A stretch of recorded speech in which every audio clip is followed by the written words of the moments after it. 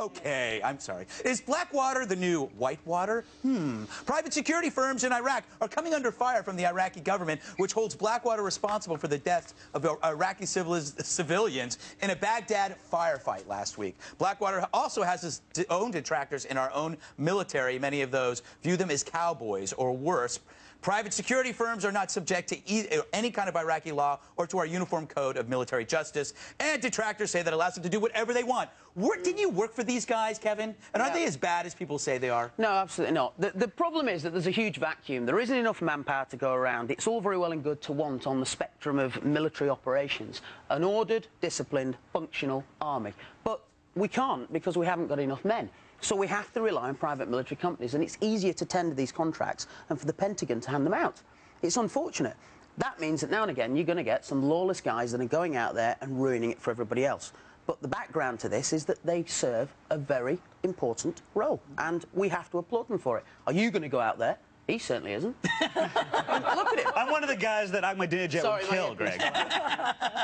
Especially in that lovely sweater you're wearing. Patti Ann, some of our officers say Blackwater's actions are undermining Iraqi trust in American forces since they don't distinguish between our military and private contractors. This can't be good. No, absolutely not. I mean, I think it would help if they kept maybe a lower profile. Yeah, that's quite right. Kevin, but they're out there really apparently putting on a show, like they're in their helicopters riding really low with the doors open and their guns out. I mean, I don't really think it's as much about security sometimes as is like, here's my penis, see how big it is? It's a really good point. Come on, wait, this is the problem, but sadly, there is such a vacuum that we need these guys, and there's 50,000 of them working out there in theatre of operations. So if there's 10, 20, it would be, that are bad. You know, let me ask, Earthquake, it brings up a good point. Telling women you're a mercenary is really cool. I would like to use that in a bar, wouldn't you? Well, you know, I am a mercenary, and I was going over there.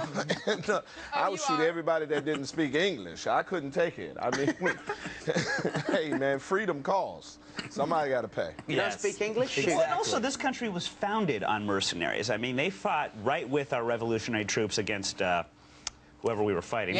But, and so this alone, right here in Iraq, where is Bruckheimer? Where is Michael Bay? Because this is a movie waiting to happen. I propose Godlington does the script. I, of course, will get my normal 80%. And this should be a good movie.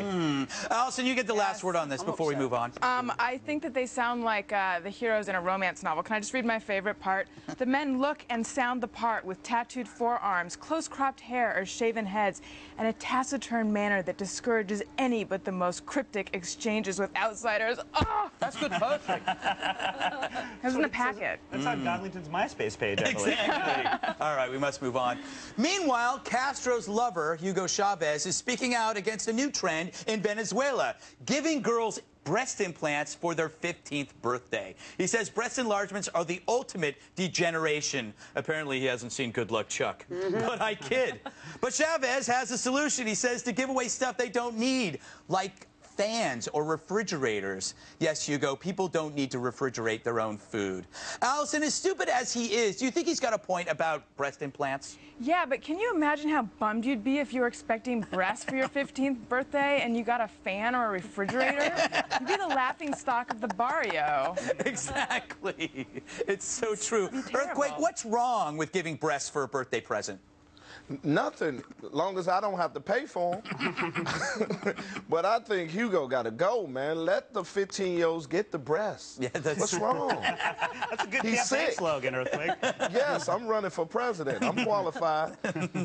Every pot has a breast. Would that be the motto? Bill, why does Chavez hate consumerism so much when it clearly offers better lives for people? And better looking breasts, Greg. And I mean, look, if you're waiting in line for tissue paper or bread, you might as well be stacked when you're doing it.